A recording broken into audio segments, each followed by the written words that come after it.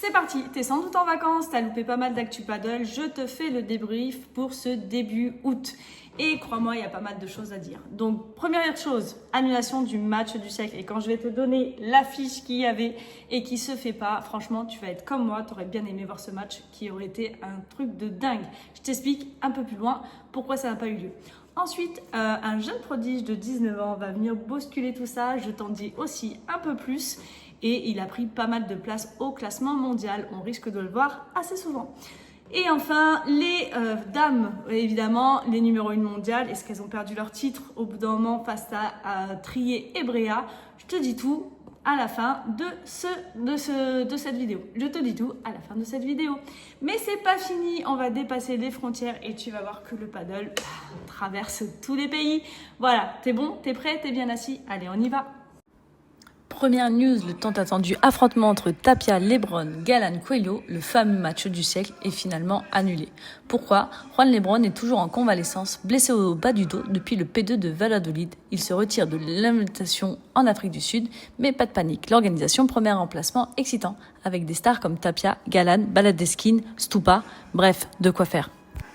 L'explosion de ce jeune prodige Emma Goni, 19 ans. Il a créé la sensation à Tarragona. De la phase qualificative au quart de finale, il bat Paquito Navarro et Berghini pour grimper 68 places au classement FIP. Il explique qu'il a débuté en circuit A1 à cause des coups élevés en premier paddle, mais il s'adapte vite à ce niveau ultra rapide. De quoi entendre encore parler de lui?